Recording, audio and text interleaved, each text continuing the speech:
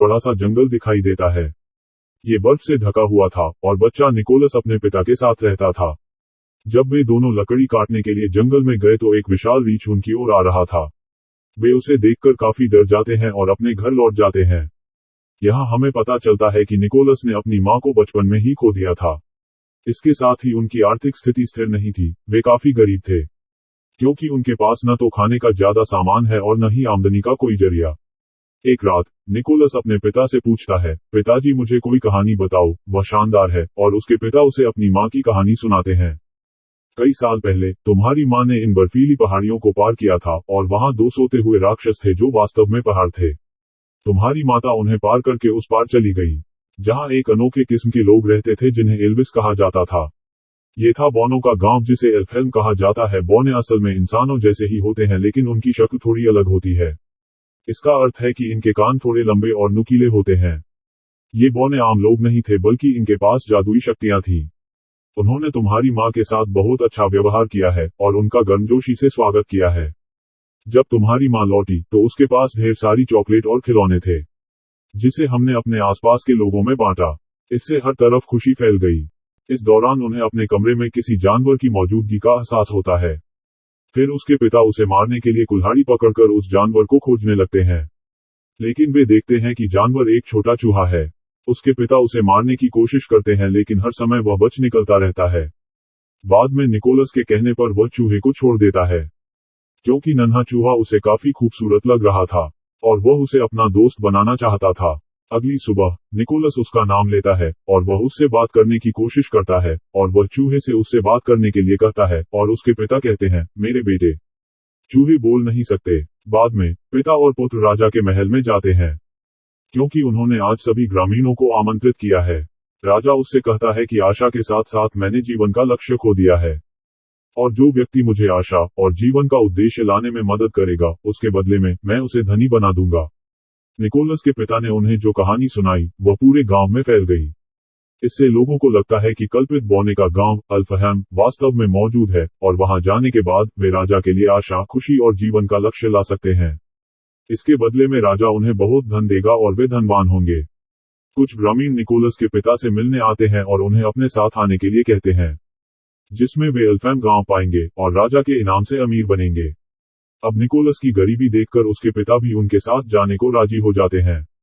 जब निकोलस को ये पता चला तो वह उदास हो गया, लेकिन वह उसे तसल्ली देता है कि मैं अपने बेटे से वादा करता हूं कि मैं 7 या 8 दिन में लौट आऊंगा और मेरे वापस आने तक मेरी बहन तुम्हारी देखभाल करेगी।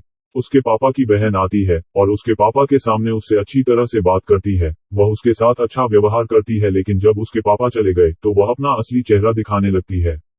अपने घर पर नियंत्रण करने के बाद वह निकोलस के साथ बुरा व्यवहार करती है। वह निकोलस को उसके सामान के साथ बाहर भेजती है। उसके सामान में उसकी गुड़िया थी जो सब्जियों से बनी थी। यह उन्हें बहुत प्रिय था क्योंकि इसे उनकी मां ने बनाया था। यह उनका आखिरी स्मृति चिन्ह था। निकोलस बाहर आने के बाद एक तंबू लगाता है और अपने दोस्त चूहे के साथ बाहर रात बिताता है। अब बहुत दिन हो गए थे पर उसके पापा नहीं आए। ऐसे में उन्होंने भी अपने पिता के लौटने की उम्मीद खो दी है। वह सोचता है कि शायद उसके पिता के साथ कुछ बुरा हुआ है, चूंकि उनके पास पहले से ही खाने की कमी थी। एक दिन उसके पिता की बहन उसे स्वादिष्ट सूप परोसती है। निकोलस इसे बड़े चाव से खाते हैं। फिर वह उससे कहती है कि उसने ये सूप उसकी गुड़िया से बनाया है। ये सुनकर वह उस पर गुस्सा हो जाता है और उस पर चिल्लाना शुरू कर देता है। इस बीच निकोलस अपनी जलती हुई टोपी को देखता है जिसे उसकी मां ने भी बनाया था। वह तुरंत टोपी लाता है और बर्फ से आग बुझाता है। वह टोपी पर बना एक नक्शा देखता है जो उसके पिता द्वारा बताई गई कहानी के समान दिखता है और उसे पता चलता है कि उसकी मां की कहानी सच थी। एल्फहेम गांव वास्तव में मौजूद है जहां जादू है, इसलिए उसने निश्चय किया कि वह भी उस गांव में जाएगा। अगले दिन वह अपने साथी चूहे के साथ अपनी यात्रा शुरू करता है। रास्ते में वह चूहे को नए नए शब्द सिखा रहा था, हालांकि वह जानता है कि वह बोल नहीं सकता। दिन भर की यात्रा के बाद वह एक गांव में पहुंचता है जहां उसकी मुलाकात एक बूढ़ी औरत से होती है। वह उसे वापस लौटने के लिए कहती है और यह भी कि तुम्हारे सारे प्रयास बेकार चले जाएंगे। एल्फहेम मौजूद नहीं है, इसके लिए अपनी खोज में मत खोइए। लेकिन उसने उसकी बात नहीं मानी और अपनी यात्रा जारी रखी। कई दिनों तक यात्रा करने के बाद वह एक गुफा में शरण लेता है और वह भी बर्फ था, इसलिए वह एक पत्थर को रगड़कर आग जलाता है और शिकार करने लगता है कि सच में जादू होता है तो मेरा चूहा बोलने लगता है। फिर उसका चूहा सचमुच बोलने लगता है। ये देखकर निकोलस वाकई चौंक जाता है। वह चौंक गया और जादू में उसका विश्वास भी मजबूत हो गया। अब उसका चूहा दोस्त बहुत बातें कर रहा था ताकि उसे अकेलापन महसूस न हो। बाद में जब वे एक जंगल से गुजर रहे थे, एक हिरन ने उन पर हमला कर दिया। इससे बचने के लिए निकोलस एक पेड़ पर चढ़ जाता है। वह हरिन के शरीर में फंसा तीर देखता है, इसलिए वह बेचैन है। वह पेड़ से नीचे उतरता है और वह उसके पास आता है। वह पहले उससे प्यार करता है और फिर उस तीर को हटा देता है। हिरन शांत महसूस करती है क्योंकि वह पहले दर्द में थी। जैसा कि निकोलस ने उसकी जान बचाई है, हिरन उसे प्यार से देखता है। बाद में वह जाना शुरू करता है, लेकिन दूर जाने के बाद वह देखता है कि हिरन उसका पीछा कर रहा है और निकोलस उसे उसका पीछा करने के लिए रोकता है। वह कहता है कि मैं केवल ये जानता हूं कि मेरा भाग्य कहाँ है और मुझे नहीं पता कि इसमें कितना समय लगेगा। इसलिए यदि आप हमारे साथ आए तो आप भूखे मर जाएंगे। लेकिन वह भोजन की नहीं, प्रेम की भूखी थी। इसलिए वह उसका पीछा करना बंद नहीं करती है और निकोलस उसे अपने समूह में शामिल करने के बाद उसका नाम लेता है। यह उस जगह का नाम था जहां वह वास्तव में जाना पसंद करता था। हिरन पर बैठने के बाद अब वह अपनी यात्रा पर आगे बढ़ता है और सोते हुए राक्षसों तक पहुंचता है जो वास्तव में पहाड़ थे। इस बारे में उनके पिता ने अपनी मां की कहानी में बताया था। इसका मतलब है एल्फहेम गांव उनके पीछे स्थित है, लेकिन 3 पहाड़ों को पार करने के बाद जैसे वो दूसरी तरफ चले जाते हैं, उन्हें बर्फीली हवा के अलावा कुछ नहीं दिखता। इसी बीच निकोलस बेहोश हो जाता है और नीचे गिर जाता है, क्योंकि उसने कई दिनों से कुछ नहीं खाया है और यहाँ काफी ठंड थी।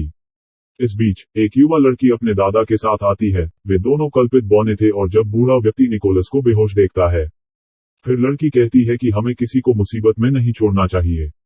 अगर कोई हमसे मदद मांगता है तो हमें निस्संदेह उसकी मदद करनी चाहिए। ये सुनकर उसके दादाजी ने उस पर जादू कर दिया और वह अपने होश में आ गया। बूढ़े ने उस पर विश्वास का जादू चलाया है। यह इंगित करता है कि वह जो कुछ भी विश्वास करेगा और विश्वास के साथ विचार करेगा वह निश्चित रूप से होगा। उनका विश्वास दिखना शुरू हो जाएगा। निकोलस उसे बताता है कि मैं अपने पिता को खोजने आया हूँ, जो यहाँ बौने की तलाश में आए थे लेकिन वापस नहीं आए। बाद में वह उससे पूछता है, ठीक है, अब मुझे बताओ कि अल्फहेम कहाँ है। जिस पर लड़की कहती है कि हम अल्फलेम के बाहर खड़े हैं, और जब उसे लगने लगता है कि अल्फेलम गांव उसके सामने है, वह वास्तव में अल्फहेम को अपने सामने देखना शुरू कर देता है। अंदर आने के बाद वे उसे गुप्त तरीके से एक पार्टी में ले जाते हैं। वहां सभी लोग नाच रहे थे और वहां मिठाइयां और बचा हुआ सामान सहित स्वादिष्ट खाने की चीजें थीं। आज वहां क्रिसमस का दिन था और चूहा ये देखकर वाकई बहुत खुश हो जाता है और खाने की चीजों में मिलकर खूब एंजॉय करती है। इस बीच कल्पित बौने की रानी वहां आती है और सब कुछ नष्ट कर देती है क्योंकि उसने उन्हें पार्टी से मना किया है। कारण ये था कि सभी बौने काफी दुखी थे क्योंकि इंसानों ने उन्हें धोखा दिया है। वे एक योगिनी के बच्चे का अपहरण करने के बाद उसे अपने साथ ले गए हैं। ये सुनकर निकोलस खड़ा हो जाता है और रानी उसे देखकर आग बबूला हो जाती है। वह अभी भी कहती है, हमारे गांव में एक इंसान का बच्चा है, क्या हो रहा है। फिर वह निकोलस से पूछती है कि तुम यहाँ क्या कर रहे हो और तुम क्यों आए हो, एक और बच्चा चुराने। ये सुनकर निकोलस उससे कहता है, नहीं, मैं किसी बच्चे का अपहरण करने नहीं आया हूँ, बल्कि अपने पिता को खोजने आया हूँ जो अल्फेलम गांव की तलाश में गए थे। चिंता मत करो, मैं उस योगिनी बच्चे को वापस लाने का वादा करता हूँ जिसे इंसानों ने अगवा कर लिया है। लेकिन रानी ने उसकी एक न सुनी और उसे दंड देने के लिए वह उसे एक कब्र के ऊपर बंद कर देती है। यहाँ उसकी मुलाकात एक उड़ने वाली योगिनी से होती है। दरअसल वह एक योगिनी परी थी जिसे पटाखे फोड़ना पसंद है। उसके पास जादू है और इसकी वजह से वह हवा में पटाखे फोड़ती है। और एक अच्छी बात यह थी कि वह हमेशा सच बोलती है। अब निकोलस उसे बताता है कि मेरी माँ अल्फेलम गांव आई थी। लोगों ने उसके साथ अच्छा व्यवहार किया है और उसका बहुत अच्छा स्वागत किया है, लेकिन रानी ने मुझे इस कब्र में बंद कर दिया है। मुझे अपने पिता को ढूंढना है, इसलिए कृपया इस जगह से बाहर निकलने में मेरी मदद करें। वह मान जाती है, लेकिन जल्द ही एक विशालकाय राक्षस वहां आ जाता है। वो सो रहा था और उनके शोर से जाग गया। जब वह एक मानव निकोलस को देखता है तो वह उसे पकड़ लेता है। वह उसे खाने की सोच रहा था और निकोलस ये देखकर डर जाता है। योगिनी परी राक्षस के मुंह में पटाखा डाल देती है, नतीजतन राक्षस गुब्बारे की तरह फट जाता है और वह निकोलस को लेकर वहां से उड़ जाती है। दोनों एक घर की छत पर गिरते हैं और रानी के पहरेदार उन्हें देखते हैं। उनसे बचने के लिए वह निकोलस को वहां से ले जाने लगती है। अराजकता में निकोलस एक कक्षा में प्रवेश करता है। एक इंसान को देखकर शिक्षक काफी चौंक गए और गार्ड को यहां बुलाने लगे। बाद में वो शिक्षक को समझाता है कि आप मनुष्यों को दुष्ट मानते हैं क्योंकि उन्होंने एक योगिनी बच्चे का अपहरण कर लिया है, मैं उसे वापस लेने का वचन देता हूँ। ये सुनकर शिक्षक उसे एक गुप्त द्वार से बाहर भेज देता है। इसी बीच उसका हिरण साथी भी आ जाता है। उस पर बैठने के बाद निकोलस और योगिनी परी एल्फहेम गांव से बाहर जाने लगते हैं। गार्ड भी उनका पीछा कर रहे थे। योगिनी परी उनका ध्यान भटकाने के लिए पटाखे फोड़ती है। जैसे ही वह बाहर निकलने के दरवाजे को बंद देखती है, तब वह अंदर रहते हुए निकोलस को बाहर भेज देती है। मीलों चलने के बाद निकोलस को उस अपहृत बच्चे का कोई ठिकाना नहीं मिला। वह भगवान से उसे रास्ता दिखाने की प्रार्थना करता है, तभी उसे जंगल में बंधी एक सुनहरी रस्सी दिखाई देती है। उसका पीछा करने के बाद वह एक पिंजरे के पास पहुंच जाता है। वहां कोई और नहीं बल्कि वहां बंद योगिनी का बच्चा था। इससे पहले कि वह उसे ले पाता, कुछ लोग वहां आ गए, जिसमें उनके पापा भी थे। वो पापा को गले लगाते हुए कहते हैं कि हम इस योगिनी बच्चे को और उसके पिता को मुक्त कर दें, और हर कोई रुक जाता है कि नहीं, हम उसे वापस नहीं दे सकते, क्योंकि हो सकता है कि राजा उसे देखकर खुश हो जाए और उसे जीवन में आशा और उद्देश्य मिल जाए। इसके बदले में वह हमें बहुत सा धन देगा। अब उन्होंने निकोलस को एक पेड़ से थका दिया। उसके पापा उसे बांध रहे थे और इस दौरान चूहा बोल रहा था। वो उसे ऐसा करने से मना कर रहा था और चूहे को बोलते देख वह भी चौंक गया। सभी के सो जाने के बाद उसके पिता निकोलस के साथ उसके पास आते हैं और वह योगिनी बच्चे को पिंजरे से मुक्त करता है। वो बताता है कि मैं उन सबके सामने आपकी मदद नहीं कर सका, इसलिए मैंने तुम्हें बांधा है, लेकिन वहां से जाने से पहले ही सब जाग जाते हैं और वे उन पर बाणों से आक्रमण करते हैं। हिरण पर निकोलस और योगिनी का बच्चा बैठा था और उसके पीछे एक गाड़ी बंधी थी जिसमें उसके पापा बैठे थे। इस वजह से हिरण तेज नहीं दौड़ पाता है। बाद में निकोलस को याद आया कि उसे विश्वास जादू ने मंत्रमुग्ध कर दिया है। इसका मतलब है कि मैं विश्वास करने के बाद जो सोचूंगा वह होगा। बाद में हिरण पर हाथ रखकर उसे उड़ने को कहता है। वह थोड़ी उड़ती है, लेकिन भारी वजन के कारण अधिक नहीं उड़ पाती है और नीचे लौटता है। ये देखकर उसके पिता ने अपने बेटे निकोलस को बचाने के लिए अपनी गाड़ी की रस्सी काट दी और एक गड्ढे में गिर गया। नतीजतन वह मर जाता है। ये देखकर उसे बुरा लगता है और फिर हिरण निकोलस और योगिनी बच्चे को एल्फहेम ले जाता है। जैसा कि निकोलस ने अपना वादा पूरा किया है उस बच्चे को वापस लाने का। ये देखकर एल्फहेम के सभी लोग खुश हो जाते हैं। इस बच्चे के पिता निकोलस को ढेर सारे खिलौने देते हैं। इससे वह खुश हो जाता है, लेकिन खिलौनों को देखकर उसे एक तरकीब सूझती है। मैं क्रिसमस पर खिलौने और उपहार बांटकर खुशियां क्यों नहीं बांटता? वह कल्पित बौने से कहता है कि तुम जो कुछ भी बनाओ, जैसे खिलौने और खाने का सामान, मेरे लिए ढेर सारी चीजें बनाओ ताकि मैं उन्हें बच्चों में बांटकर खुशियां बांट सकूं। उसकी बात सुनकर सभी खिलौने, खाने की चीजें, चॉकलेट और कैंडी बनाने लगते हैं। वे बहुत सारी चीजें तैयार करते हैं और उन्हें एक बड़े थैले में डालकर निकोलस को देते हैं। वह उन्हें लेकर जाने लगता है। वह जाने ही वाला था कि रानी वहां आ जाती है। वह उसे रोकने के लिए उस पर जादू करती है और उसे उल्टा लटका देती है। वह इंसानों को पसंद नहीं करती क्योंकि वह सोचती है कि इंसान स्वार्थी होते हैं। इस बीच रानी निकोलस के हार को देखती है। वह उसकी माँ का था और निकोलस रानी को ये बताता है कि यह मेरी माँ का है, और वह उसे नीचे रखती है और भावुक हो जाती है और उसे बताती है कि तुम्हारी माँ कई साल पहले यहाँ आई है। हम अच्छे दोस्त थे, लेकिन जब वह वहां से गई तो ढेर सारे खिलौने और चॉकलेट ले गई थी। साथ ही उन्होंने वादा किया है कि वह आपसे दोबारा मिलने आएंगी, लेकिन आज कई वर्ष बीत गए पर वह नहीं आई। निकोलस उसे बताता है कि शायद वह आ गई थी, लेकिन वहां से जाने के बाद एक बीमारी की वजह से उसकी मौत हो गई थी। ये सुनकर रानी सहित वे सभी हैरान और उदास हो जाते हैं। रानी को लगने लगता है कि सभी इंसान एक जैसे नहीं होते, यानी अगर बुरे इंसान हैं तो कुछ अच्छे इंसान भी हैं। इसलिए वह उसे उपहारों से भरे बैग को थपथपाने देती है। उपहारों से भरा थैला लेकर निकोलस हिरण पर बैठ जाता है और उड़ जाता है। वह सीधे राजा के महल में आता है, जहां राजा काफी दुखी था। वह खिलौनों और उपहारों के रूप में बच्चे को आशा की किरण दिखाता है।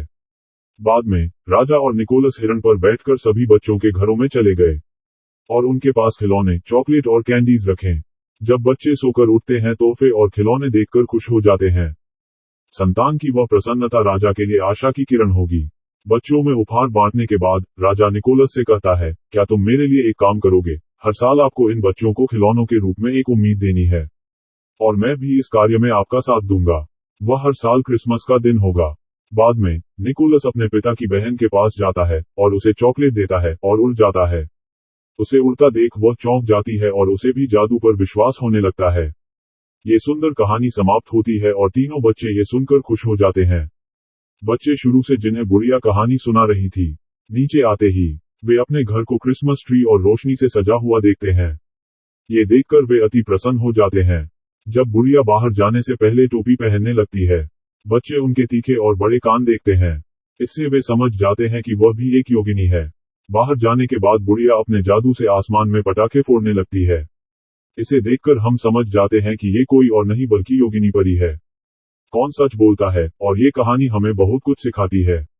हमें हमेशा खुशियां बांटनी चाहिए और हमेशा दूसरों की मदद करनी चाहिए, फिर चाहे वह क्रिसमस का दिन हो या कोई और। हमें दुष्टों के साथ भलाई करनी चाहिए और हर वस्तु के अस्तित्व में विश्वास रखना चाहिए। फिल्म इसी के साथ समाप्त होती है।